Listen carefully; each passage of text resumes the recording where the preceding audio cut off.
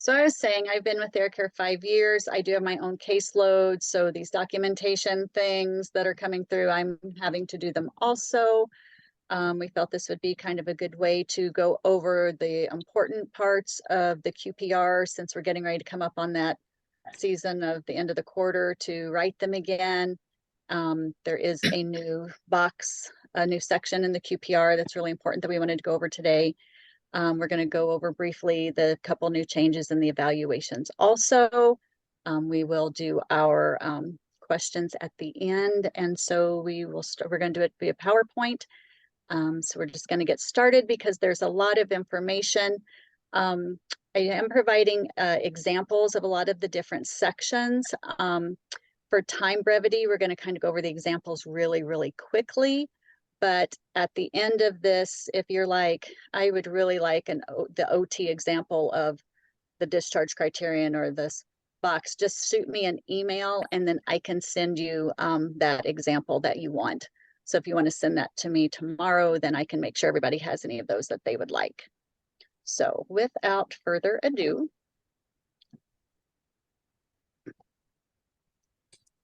okay, can everybody see that?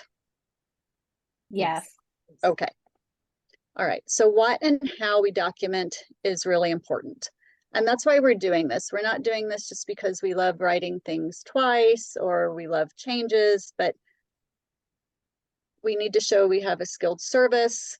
So why is documenting important? It shows we are providing a skilled service. So a service that is sufficiently complex in nature to require the knowledge and training of a professional.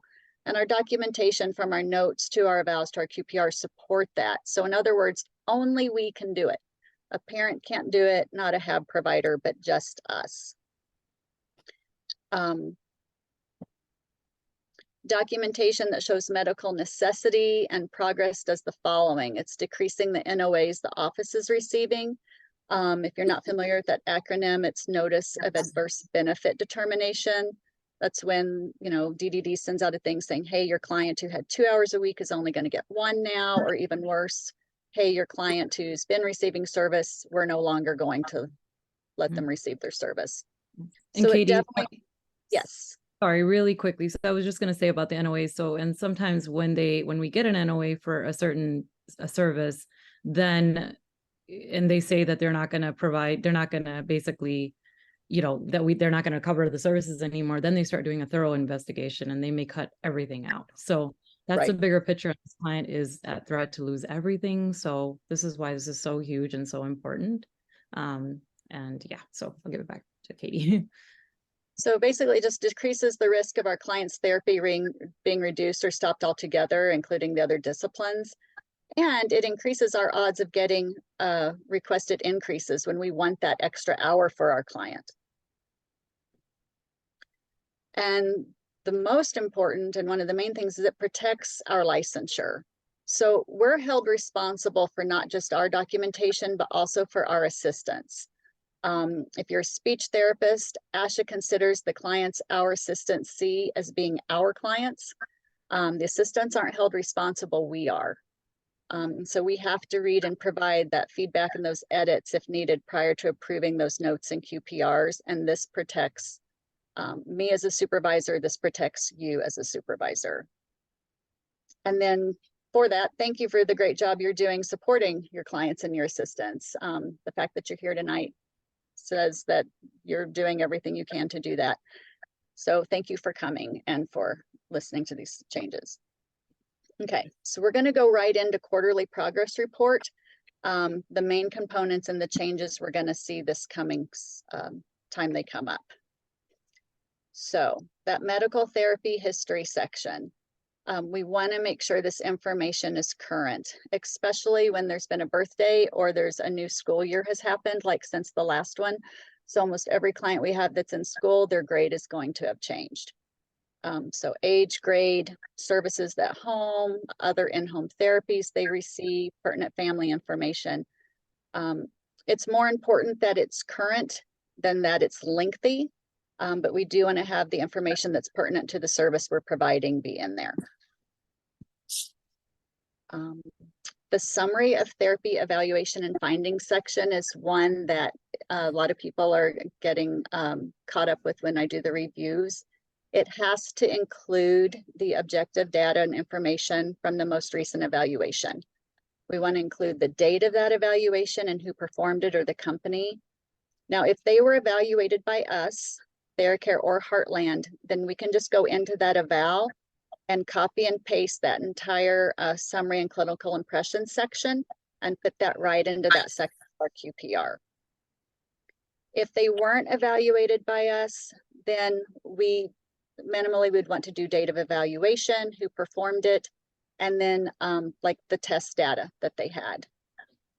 So if they were given the self or a questionnaire, then we would want to put that information there. Okay, home program. So items, progress, oversight, changes or additions. So there's those 3 areas on the QPR that discuss home program. So the items, we want to write them in parent-friendly language. We want to tell specifically what we want the parents to do. It should be easy for them to implement the activities. Think about things you can have them implement into like the daily routines that they're already doing. It needs to include a frequency component, how often we want them to do them in between sessions. You can do that per item, or you can put a statement at the top that says to do these, pick at least 3 of these activities and do them 3 times a week, something like that. But just has to have some kind of frequency component. Most importantly, these can't be a reduplication of your long-term or short-term goal. So if the home program item is the exact same as a long-term goal or a short-term goal, then that kind of red flags DDD that, well, then why couldn't I have provider or the parent just do the goal? So why would they need the skilled service? So they need to be different from the goals. Okay, the progress oversight section of the home program, it can't be left blank. None of the sections on the quarterly progress report can be left blank. We can't put N/A, we have to at least have a complete sentence in each one. Consider using the DDD recommended phrases to describe how parents are implementing the home program consistently, inconsistently, variably. So for example, John's mother has been present for each session. Home program recommendations are consistently implemented. With the changes or additions, there has to be 1 change or addition each quarter. Sometimes if maybe they were just evaluated like 2 weeks before and it says new home program, then it's still a new home program. But other than that, there needs to be at least 1 modification, 1 new item added, and it just needs to be documented in there some way that that change has taken place. So you can list new items in this box, like keeping the old home program in the other section and then list your new items here. Or you can list them with the other home program items and then state which ones have been updated or new. As long as you indicate that it's been updated in some way from the previous quarter, it doesn't matter which box you indicate that in. The prognostic indicator section, again, can't be left blank, can't say NA, can't say none. If there are no negative indicators, then we want to include this statement. This one predates me. This is from when Pat was the compliance manager. Although an array of factors were considered, there are no factors that would negatively affect the length or trajectory of therapy at this time. If there are factors, then you'll want to definitely, put them in. They had surgery, they were sick a lot, they missed a lot of sessions, there's been, attendance issues, whatever. But if there's not any, then we want that sentence in there if there's none. Okay, so this is a little different for those of you who've had QPR compliance reviews for me before. You don't have to write as much in this box. So the only thing that's going to be required in the frequency and duration box going forward is just a complete sentence that states your frequency and duration, 1 hour a week for 52 weeks. It's preferred if you could end that sentence in to meet the need for medical necessity, but that's all that has to be in this box. You don't have to put the long-term visions or any of that in this box anymore. So just that quick sentence, you know, skilled occupational therapy, 1 hour a week for 52 weeks to meet the need for medical necessity. And that's all you need there. So that is new and that is less. There's an example. Okay, we have a new medical necessity section box in the QPR. So in this medical necessity section box, that's where we're going to list our long-term vision areas that are being addressed and the need for service. We want to address the need for skilled therapy that can't be provided by a family member or a HAB provider, and the effect on the client if they don't receive it. And if it can include a safety or some type of advocacy statement relating to the client's needs, if that's applicable. So mainly it's all the information we were hoping to see in the frequency and direction section before is now being separated out so that there's a very specific area where we can write the medical necessity for our service to help us with keeping the service for these clients. So here is a speech therapy example of that. John presents with severe delays in expressive and receptive language. In addition, problem-solving skills are severely impacted. John continues to merit skilled speech language therapy services from a licensed provider to address these delays. Without skilled speech language intervention, John will not be able to reach his full communication potential, which will impact his relationships with family and peers, and is at risk to be unable to advocate for himself in potentially dangerous situations. So this one's a little longer because I added in like that he had 3 different problem areas going, but you can see it starts with listing the degree of delays in the long-term vision areas. It mentions he needs skilled services from a licensed provider to address them, and then what would happen if he doesn't get them. So if you kind of think about those 3 things, once you've done a couple of these, they're pretty easy to word once you've kind of got that first 1 or 2. So for an OT example, John presents with severe delays in the areas of self-help skills, sensory processing, and attention to task. In addition, his decreased bilateral hand coordination negatively impacts his ability to complete ADL and self-care tasks. John continues to merit skilled OT services from a licensed provider to meet these delays. That's that same sentence.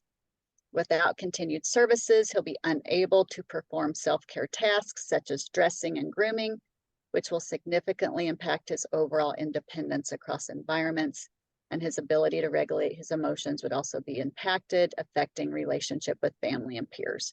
So it's again that kind of that same formula. The degree of delays in the long-term vision areas, it needs to be provided by a skilled therapist licensed provider. What's going to happen if he doesn't receive it? What are they going to be unable to do or at risk for?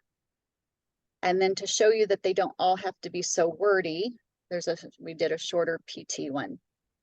John presents with delays in motor planning, coordination, balance, strength, and endurance. Continues to require skilled PT services by a licensed provider to address gross motor deficits. Without this intervention, he will not be able to safely, functionally, and effectively navigate his environment and engage in age-appropriate activities. So that's the new medical necessity section. That's kind of an example for all 3 disciplines. A lot of that information we were putting in the frequency and duration section before. We don't have to do that now. We're giving it its own box. This box is also going to be on the evaluations now, and it's done the exact same way on the evaluations. Okay. The discharge criterion section, which is towards the end of our QPR, has to reference the long-term vision areas being addressed. It has to be measurable. We can't just say to an age-appropriate level, it must have a percentage. Especially with the PT and OT goals. I mean, it makes so much sense to say that they're going to do these things in age appropriate level, but that's a DDD requirement, that there is a number. That's not a Theracare requirement. So you can set that percentage different from client to client. Maybe you set one at 80, maybe one's at 90, maybe it's a PT or OT goal that you're going to even set for 95 or higher. But before you set it at 90% or higher, just consider their diagnosis and long-term realistic levels for that client. I'm going to show you a couple of examples of this, but I'm not going to go through all of them. But if you want me to send you a discipline-specific example, you can just hit me up after the in-service. So you can see here's a couple of ones for speech. Be eligible for discharge when receptive and expressive language skills are at age appropriate level plus 90%. This coupled with John's ability to consistently demonstrate the skills necessary to successfully communicate with peers and family, communicative competence will be determining factors for discharge from services. I have ST examples for the different, if they're just artic, if they're memory language problem solving clients. Here is an OT example. It's written the same way, just talks about fine gross motor ability and independently addressing self-care skills. PT example, independence and safety, performing functional activities until gross motor skill acquisition is at 95% of age appropriate levels. So it has to have that percentage in there. I see a lot of you with other ones too that talks about other things that might be possible factors for discharge. Those are always so well worded and they're great, but it still has to have that piece about a percentage. Okay, so we're going to switch to discuss the components for long-term visions, long-term goals, and short-term goals. So I'm going to stop share and switch PowerPoints quickly. Also, can someone, Lena or Melissa, can you tell me what time it is? Yes, it's 6:22. Okay. We're doing good. Okay. All right. So with the goal writing, our long-term vision has 3 parts. Can everybody see that? Yep. Okay. It has to have a timeline. It has to have a goal area, and it must include a medical necessity function. So our timeline, within 3 years, client will, and then improve what goal area, and then to more effectively or in order to be able to do what medical necessity function. Communicate with family and peers, have better safety awareness, self skills, but it has to have those 3 pieces. And the medical necessity function piece has to be there. So here's some examples of that. Within 3 years, client will improve bilateral coordination to more independently address self-care skills. PT example at the bottom. Within 3 years, client will improve gait mobility to more safely navigate home and community environments. Speech, improve expressive language skills to more effectively communicate one's needs with family and peers.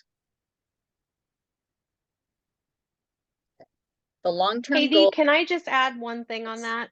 I'm sorry to jump in. No, of course. Just real quickly, one thing that I know, we have a lot of providers that also work in the schools, and I kind of think of this as like when we do METs and IEPs in the schools, we have to tie it to have an educational implication. Yes. And I feel like this is the same type of thinking for DDD. I know it's different terminology and we have to relate it to a medical necessity, but it's the same kind of thing as getting to like the bigger picture and what they can't do in their environment. I just wanted to add that. These are great examples. Very similar to that. And I would also like to add like that while I'm the person presenting all of this information tonight, it was so much a joint effort with Jody and Lena and Melissa all sending the goal examples, and Melissa Berry doing this PowerPoint that's so much prettier than mine. And so there was just a lot of work from a lot of different people to get this together for you guys this evening. Okay, so those are our long-term vision examples. Within 3 years, what area are we improving? Medical necessity piece. The long-term goal has 7 parts, 5 that actually are right in the goal, and then 2 that we usually put after. So if you follow this flow chart, we've got our timeline.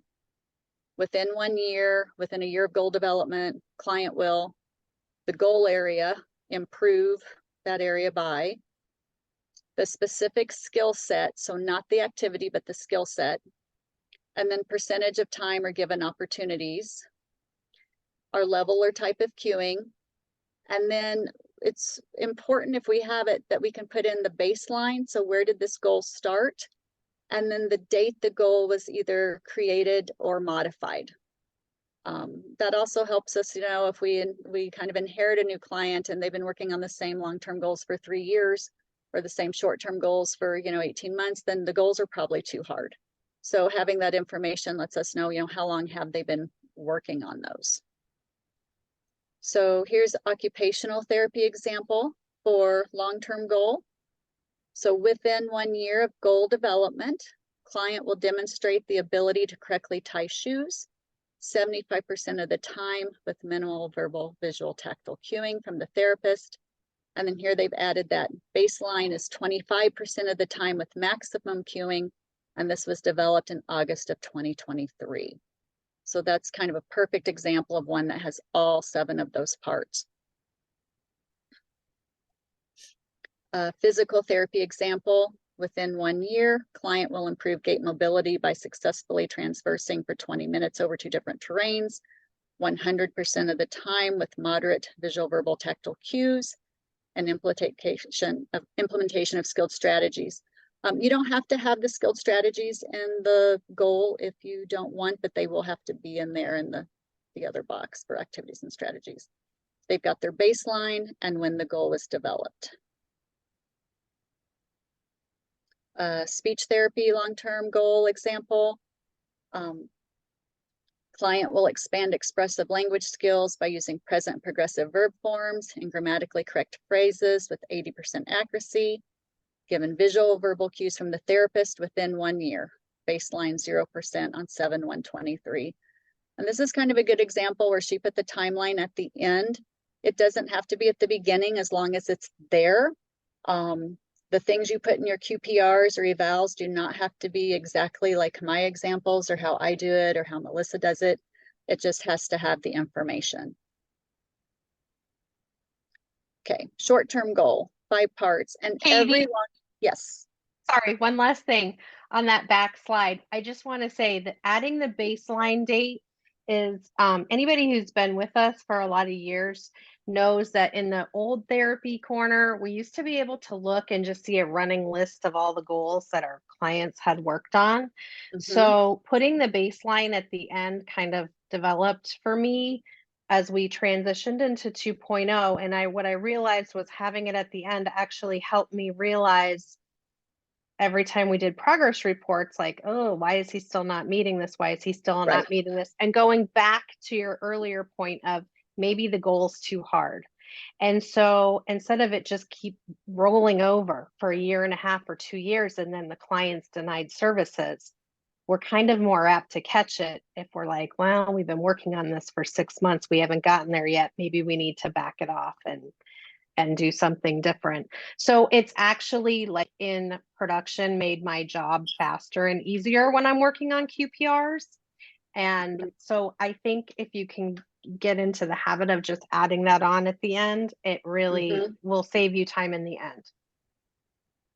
Absolutely. And it also helps, like, you know, you get a client and you're like, they don't have good behavior for speech, and then you're for therapy, and then you find out they've been working on the same long and short-term goals for like 3 years. They're bored, you know, it's either too hard, they're frustrated. So making sure the goal, that helps make sure the goals are at an accurate level. It helps us know when to make modifications to the short-term goal if they've been kind of going for, more than a couple quarters, and definitely helps our clients have less frustration. Yep. Thank you, Katie. Okay, so the short-term goal has 5 parts, and this goal information is not different. They've always been the same 7, the same 5. So with the short-term goal components, timeline, I get a lot of by the end of the quarter. It's probably a little more accurate and realistic to say within 3 to 6 months, the client will. I don't know about you. I don't have very many clients that can make a new short-term goal in 12 weeks. So timeline 3 to 6 months, what the skill is, the percentage of success is less demanding. There's more support in the short-term goal, and then it has activities and strategies. So one thing I want to make sure I mention is, especially when you're writing the evaluations and you're writing the short-term goals, do not write 3, 4, 5 short-term goals in succession that would be met one after the other. Like, for example, that they will do it at 50%, and then the next short-term goal is they will do it at 60, and then the next one is they will do it at 70. We just want to do it that first one for that particular skill. Once they've met that, then we can add in that next percentage level higher. That saves the whoever the therapist ongoing from having a lot of boxes that they're not going to have information for. So when we talk about activities and strategies, so the activities is what you're doing to meet the goal. The strategies are different from your activities, and they are skilled. It's the skilled strategies that set you apart. A licensed therapist is needed to work on this goal, not the HAB provider or the caregiver. So I wanted to show you guys some really nice lists of skilled strategies. Oh, it's going to give us the examples first. I'm sorry. So here's your short-term goal for occupational therapy with the strategies and activities. So within 3 to 6 months, client will improve bilateral coordination by using both hands at midline for manipulating and constructing items, 50% accuracy, moderate cues across the quarter. Within 3 to 6 months, demonstrate bilateral coordination by using both hands to tie and untie shoes with moderate assistance, then average of 50%. And so for activities, building with blocks, origami, puzzles, lacing activities, dressing board. But the strategies are skilled. That's what's saying a HAB provider can't do this. The HAB provider can't do our job. Forward chaining, guided practice, modeling, faded prompts. Physical therapy short-term goal example. Within 6 months, client will improve gait mobility by successfully transversing for 12 minutes over 2 different terrains, 90% of the time with moderate visual, verbal, and tactile cues. Strategies, modeling and forward chaining, activities, outings to park, backyard, community venues. We can't leave the activities and strategies section blank.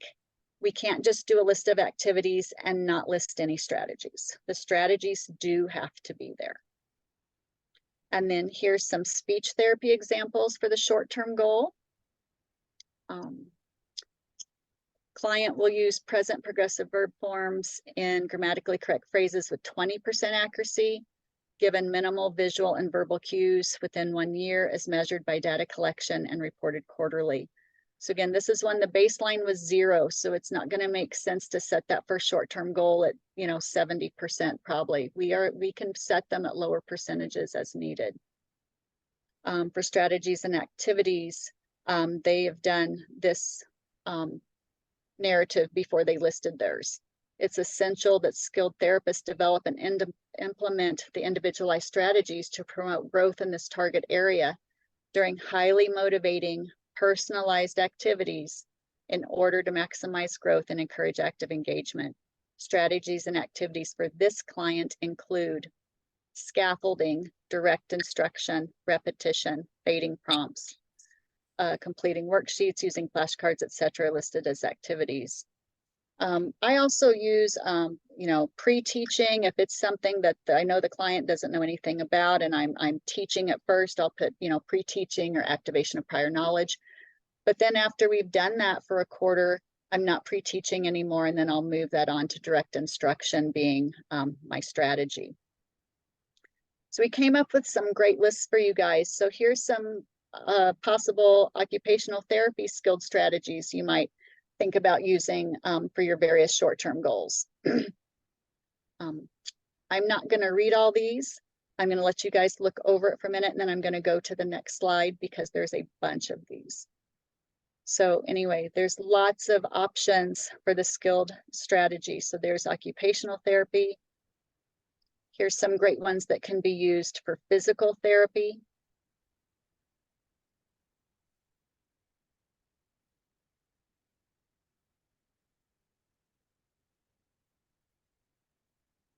And then for speech, we divided these out by kind of area for you. So these are strategies that you might use if you're working on receptive, expressive, or pragmatic language goals, or maybe memory goals.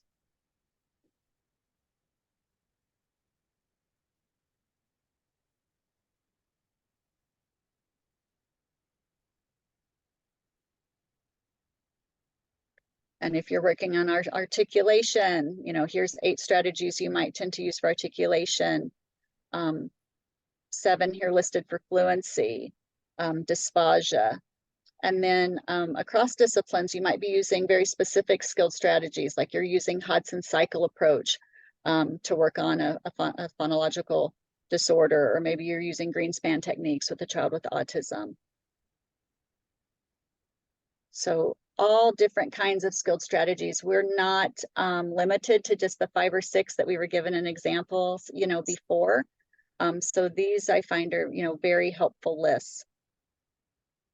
Katie, Yes. I just have to give you props for sharing the speech and language ones, because I don't know, I think there might have been other therapists in this position, but I knew my SLPAs, I see them doing things, but thinking of the words and how to put in what they were doing was sometimes hard for me to describe in words, because they are just so natural for me to see them doing them with clients.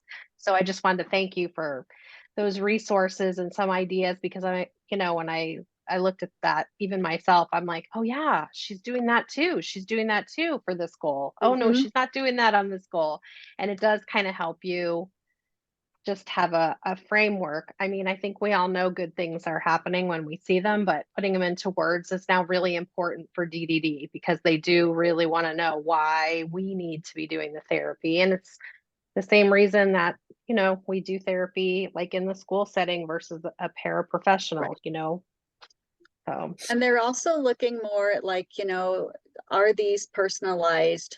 Is it a personalized skilled service? So if we have, you know, 3, 4, 8 goals for a client, and they've got all different kinds of long-term visions happening, and we have the same 4 skilled strategies for every single one, it's better if those are a little more personalized to what that goal is. But we don't, you know, like you said, it's kind of hard to think on the fly, especially if we're on, you know, progress report number 15 that we've been writing that week. So, you know, we want to make sure you guys have copies of those lists, and I think those will be super helpful for that section. Okay, I'm going to revert back to the other.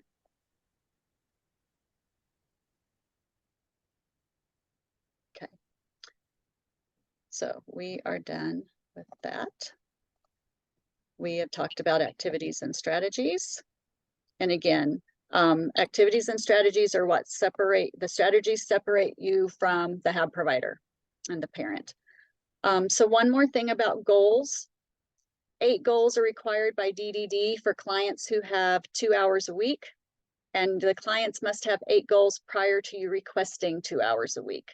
So you can't request 2 hours a week and then think you're going to get it and then add the 4 more goals. They need to see the need before they approve the increase. Okay, progress sections. We can't leave progress sections blank. We want to show if there was a progress made, decrease in progress, or plateau in progress. You want the person reading it to be able to tell if progress was made from one quarter to the next. And that's, sorry, Katie, that's Mhm. actually huge because, yeah, a lot of times what happens is that there's not a lot of changes being made.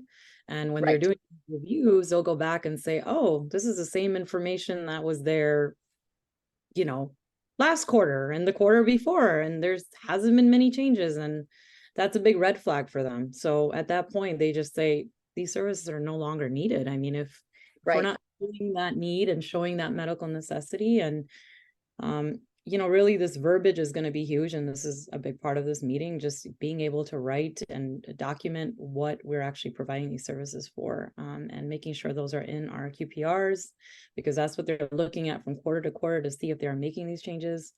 And then that we're not having goals that are, you know, the same goals like we just talked about for years and years and years. You know, it's like, okay, there's got to be some changes being made, some updates, you know. So, I mean, I think it's all for the for the long. Right. And maybe there's an increase in, you know, percentage of accuracy. A lot of times I'll pull up the QPR from the quarter before and say, oh, that's 12% increase. That's actually significant. I want to make sure I put that in there. Or maybe there's not really a significant progress on how the goal itself is written. But their sentence structure is getting better. They're not needing quite as many cues. So, you know, those details really set apart, like you said, from it just being the same information from quarter to quarter. And another thing too is I reiterate it several times. If there's a decrease in progress or plateau progress, and it's because of absences, because of illness, surgery, lack of family involvement, though you can't say it enough. I mean, not just on the section of the QPR where you say factors that negatively influence the client's ability. I say it there, but then I say it again under each goal. That way, if we do have to, you know, give a 30-day notice because of lack of family involvement or anything like that, we have clearly documented that prior to us even having to get to that point. Right. I do reviews on progress QPRs where the progress section is blank. It cannot be blank. We need to show what the change, for good or bad, previous quarter was, and tell what's happening with that client. So one more thing about QPRs. QPRs are the main document that's looked at when DDD is deciding if a client gets to continue their therapy. Someone could be looking at it as far as the efficacy of your treatment months after you write it. So we write it and we don't think about it again. And then 2 months later, that's the document that's being pulled to determine if that client's still going to receive their service. It's also the main document used when DDD is determining if your client's going to get the hour increase you're requesting. The QPR is where you state your case for that additional hour. So I'm not going to spend a lot of time on this because we definitely need to do the eval stuff before we run out of time. But I did just want to show you, and then since we're going over this part fast, if you want me to send this to you, let me know. But the QPR is where you state the need for that extra hour. You can't just put a sentence in additional recommendations that says, want to increase to 2 hours. And then there's nothing else in the QPR that supports the need or the medical necessity for that. So while we strive to not do duplicate word and words, this is what I have found to be helpful for an increase in therapy hours. Put it in your additional information recommendation section because it is a recommendation. And then you can put it in that, either put it in the statement in your frequency duration section, that it needs to be increased. Put increased in all caps, it gets their attention. And then you make your case in that new medical necessity section box. You know, why they need it, why are you recommending it? It might be due to the amount of goals that they have. So here it's, you know, John has a significant number of goals and 2 times a week would ensure that all goals could be addressed. Increasing ongoing therapy services to 2 hours a week will enable them to have more independence and success. His personal safety is currently at risk across environments secondary to his inability to communicate or advocate for himself in emergency situations. So yeah, are we kind of asking for it in a couple of places? Yes, but we are trying to get more service in a climate where they're kind of trying to decrease it. So that's where we build our case for it. Okay, new evaluation sections. Don't worry, we're almost done. The new medical necessity section box is the same as the QPR, but we already discussed. It has to list the long-term visions, addresses the need for therapy that can't be provided by a family member provider, and includes the safety advocacy statement related to clients' needs. It's the exact same one that's in the QPR. And we have a new section for family caregiver education. So it's the family caregiver education summary. So what is it? What's its purpose? And what does it need to include? It's a new section that's been added so providers can specify information that was discussed with the family and caregiver regarding the evaluation. We want to state who you discussed the results with, the recommended frequency and duration of service, and what you reviewed. And then you want to express the level of agreement and understanding that the family or caregiver expressed. So why are we adding this? To alleviate issues that are happening with reevaluation. So for example, a therapist goes in and evaluates, and then they drop the service from 2 hours a week, which is what that child's been getting forever, to 1 hour a week without discussing it with the family or caregiver. And it's a measure of protection for providers to record what was discussed regarding evaluation results. So this saves a lot of problems with suddenly the new evaluation in POC says 1 hour a week, and then the family comes back and says, we've had 2 hours a week forever. We've had 8 goals forever. I didn't know this change was going to be happening. And Yeah, what it needs to, yeah, which we sorry. want to avoid that. Yeah, we always want to keep the family in the loop. I mean, you know, we've had that happen, and it's parents, you know, families and caregivers are frustrated because they're like, we were never told that the services were going to be decreased, right? So at the evaluation, you kind of want to discuss that. And if that was not decided in that moment, then you definitely need to follow up and kind of discuss that with the family and to let them know that this is going to be happening. It should definitely not be a surprise to them. Right. So in this box, we want it to include just four things. So again, who you discussed the results with, and specify if you either did it at the time of the evaluation or if it was done at a later date or time by phone. The general areas of need that were apparent during the evaluation. I mean, we might not have scored the test, but we can probably, you know, get a good feel that their articulation is really a problem or their balance is really a problem. State the level of therapy you're recommending, 1 hour a week, 2 hours a week. And then if the family or caregiver discussed any areas of concern with you, state the information that you reported to them. So let's show an example.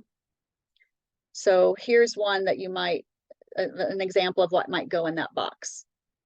The results of the evaluation were discussed with the client's mother and aunt caregiver immediately following the evaluation. Examiner explained at length the results of all assessments and discussed at length the significance of the discrepancy between listening comprehension and oral expression skills, associated behaviors, and examples of activities of daily living that may prove difficult for client given the severity of the discrepancy. It was recommended the client receives 2 hours per week of direct individualized skilled therapy in the area of speech and language to address expressive language delays. Client's mother and caregiver expressed understanding of and agreement with the evaluation findings and recommendations. Here's an OT example. Results of the evaluation were discussed with the client's mother immediately following the evaluation. The examiner explained at length the results of assessments and significance of fine motor, visual motor, and sensory processing delays, which are impeding the client's ability to carry out daily activity of living tasks. It was recommended that the client receives 1 hour of OT per week of direct individualized skilled therapy in the area of occupational therapy to address these delays. The client's mother expressed an understanding of and agreement with evaluation findings and recommendations. This does not have to be wordy, but it needs those 4 things in there. Okay. Those are the only two new things on the evaluations. The medical necessity box and the new caregiver and family education box. Okay, while I have you all here, I have been asked to share one thing regarding AAC forms. That AAC evaluation form should be filled out by the supervisor SLP and not the SLPA. The information requested requires clinical judgment, interpretation, and needs to be well written. So for these reasons, it must be filled out by the supervisor. The supervisor and the assistant can collaborate, but the SLP should be the only one physically filling out the form. And what's kind of nice is sometimes maybe doing a supervisory session. Yeah. So doing it during a supervisory session.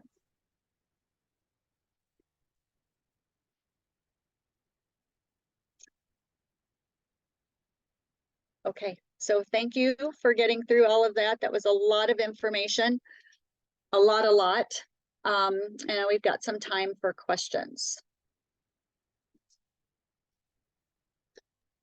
Are they in the chat? Do we have any in the chat? I just open them.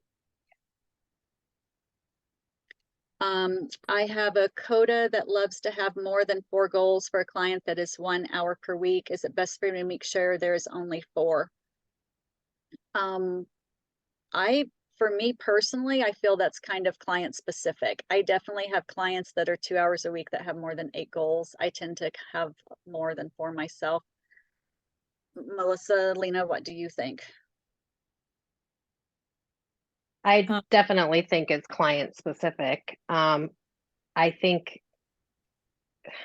I mean, even with 4 goals in 1 hour a week, that's less than 15 minutes per goal per week. So sometimes if 2 goals can be tied into one activity, maybe they're 5, maybe 6, but I think 8 would be a lot. Lena? Yeah, I mean, I agree. I mean, I think it depends on the client. And when we're talking about long-term, we're talking about long-term goals, correct? 8 goals per 2. Okay. Short-term goals. It's 4 short-term goals for every 1 hour of therapy. Okay, 4 short. Okay, I just wanted to clarify that for that. Okay, 4 short-term gosh, I can't even talk. I know. 4 short-term goals per 1 long-term goal. It doesn't have to be per 1 long-term goal. It's just overall in totality. There should be 4 short-term goals for every minimum for every hour of therapy being provided a week. So it's short-term. I just want to make sure that we have that. So if they're 2 hours a week, there should be 8 short-term goals, but they could be divided over just 3 long-term goals. There don't have to be a particular number. Okay. I do find that my higher level clients tend to have more goals.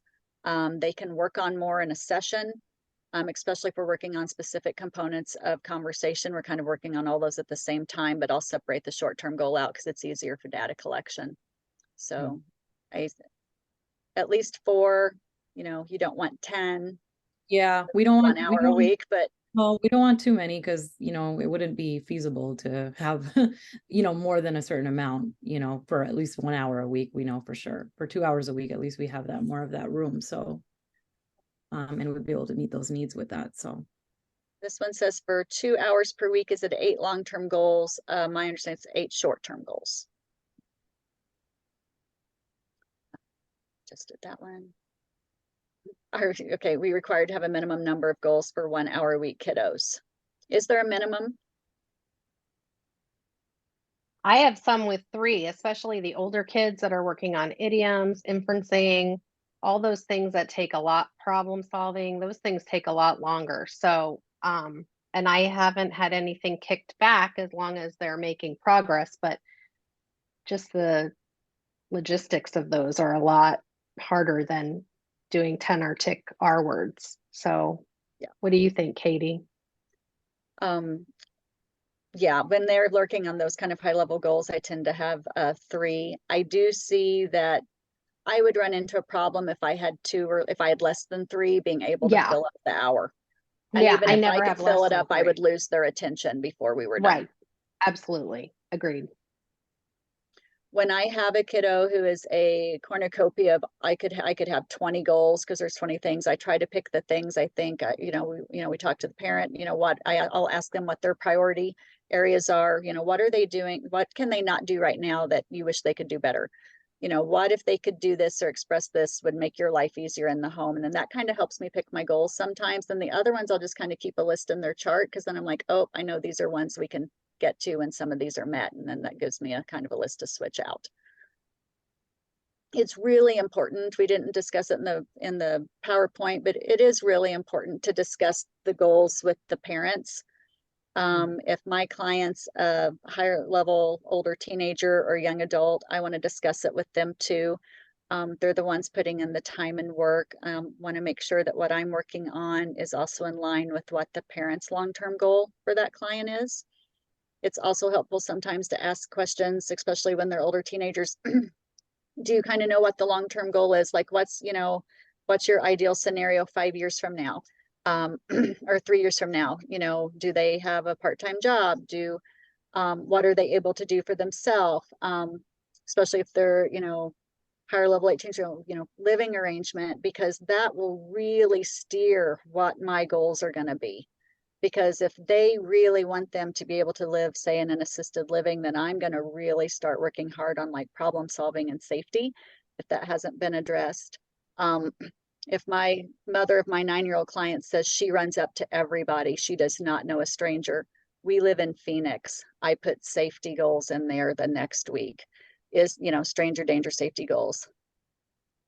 A man offers you candy in his van. Is this safe or unsafe? And we will go over it and over it and over it until I get those. And what I can tell you is every time the parents are so grateful because that's something that's going to make their life better. That's something that eases their peace of mind. And that certainly falls under our purview. So we don't have to just be stuck on verbs and pronouns and those types of things. I agree, Katie. And I think whenever I do evals, I like to involve the family goals. Like, what do you want to see your child doing? What you'd like to work on. And if they don't understand what OT is, I try to kind of go, because a lot of times families don't have an idea really of what we're working on. So just breaking that down for them and letting them know the type of things that we're going to be working on and, really looking at that bigger picture and finding out, what things that they want, their child to be able to do now and 5 years from now. So yeah, I think involving them is a huge part in the evaluation process and involving them in the goals as you're developing them. And the one like really good benefit about, as much as we kind of see these medical necessity function pieces of the long-term vision, the medical necessity box being new and kind of seeming like extra work up front, is it really makes you think about the long-term vision for this client, because we can get stuck on working on that short-term goal, but why are we doing it? And if we're not keeping in track of the why, then we're going to get kind of bored and burn out too. But if we can keep our kind of eye on the prize that the why is so that they can drive, so that they can be home for 2 hours by themselves safely, so that they can be home 2 hours by themselves safely, so mom and dad can go to dinner, so that they can get that part-time job greeting at their gym.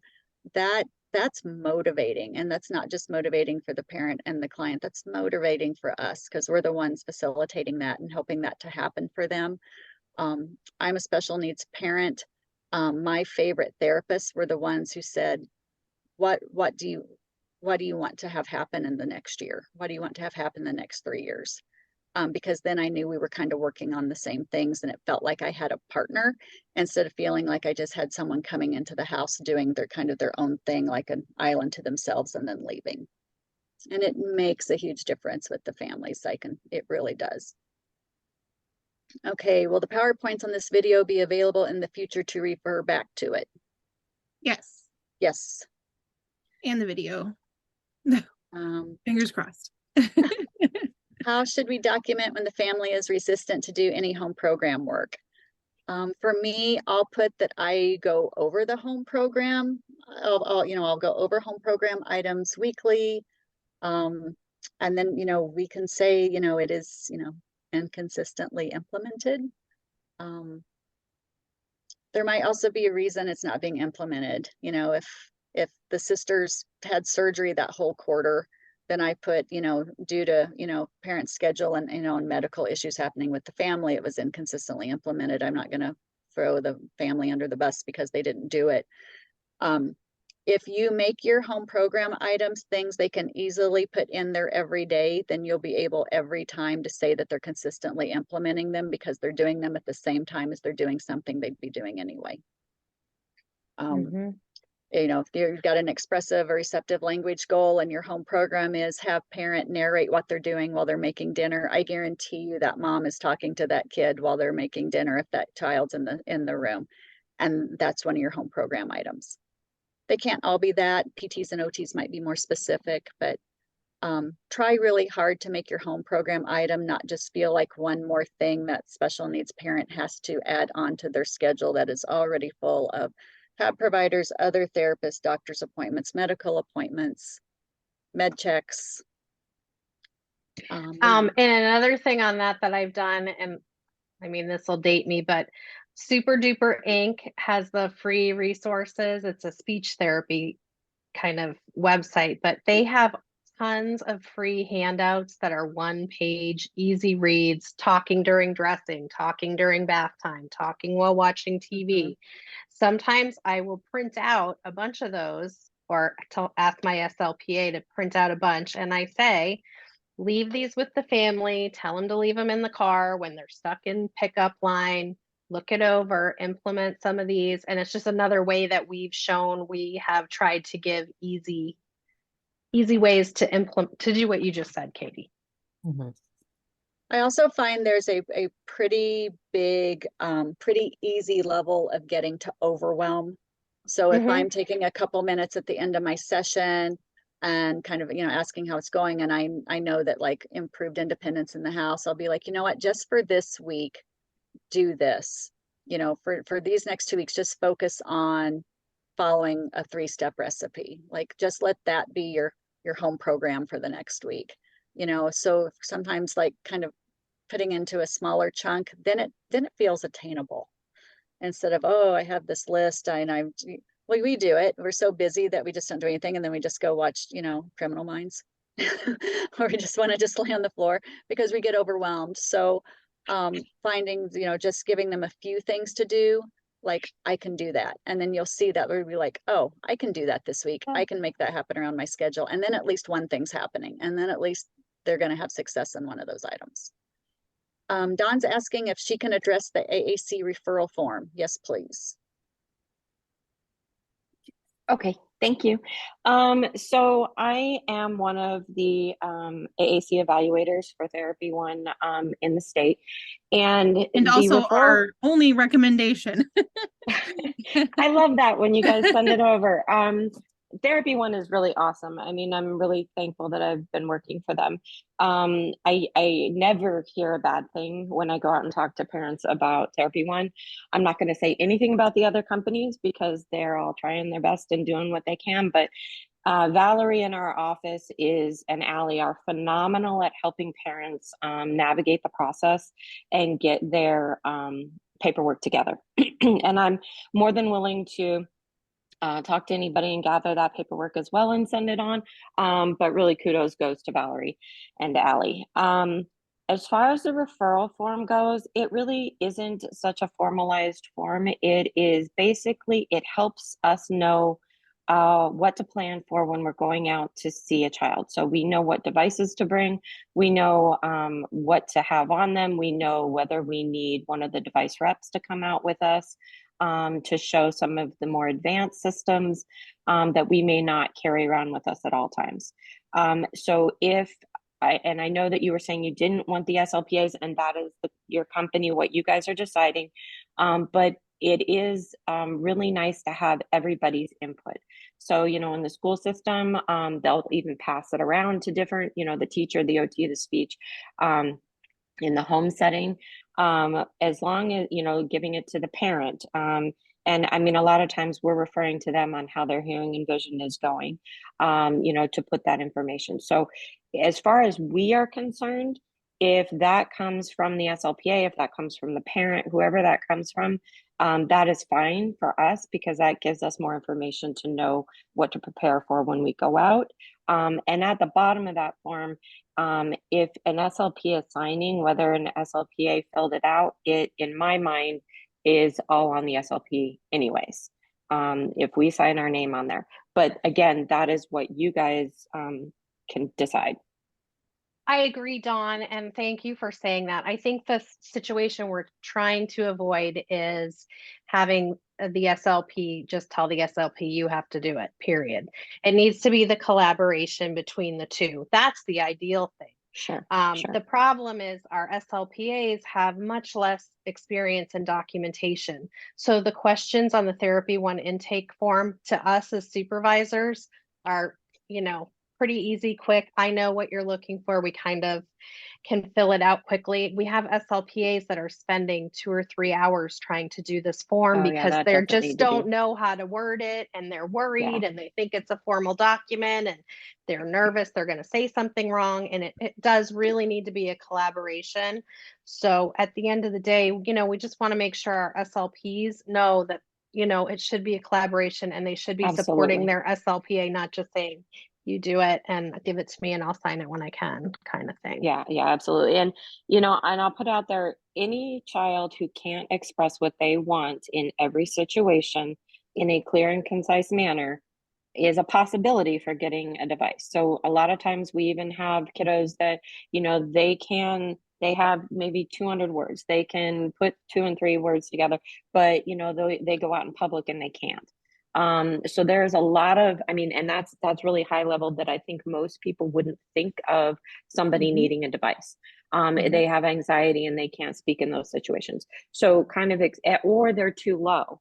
They aren't there yet, you know, and I always tell my parents, there is no animal on this planet that doesn't want to communicate, however it communicates. And we need to provide something for them, an assistive technology, something for them to be able to communicate at all times.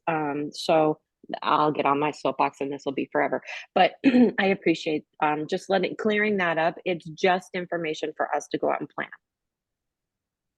Okay. Thank you, I Dawn. appreciated you mentioning the OTs and PTs, because when I was looking at that form, and there is a section about, you know, their gross motor and their fine motor skills, and especially if it's my SLPA's client, I'm not going to know, and I'm not going to have a fantastic knowledge of that after just watching a session. So that's a good reminder that, you know, if they have an OT or PT, you know, shoot that email, you know, reach out to them and, you know, collaborate with them on that information, which is super we just important. need to know if they can press buttons, if they're motorically involved and they can't reach out, if we're going to be looking at an eye gaze system or switches or, you know, things like that. It's really broad like that. It's not, you know, they can grab with and I'm gonna botch the OT, but you know, a pincer grasp 3 times. It's kind of a gross motor thing for us. So thank you.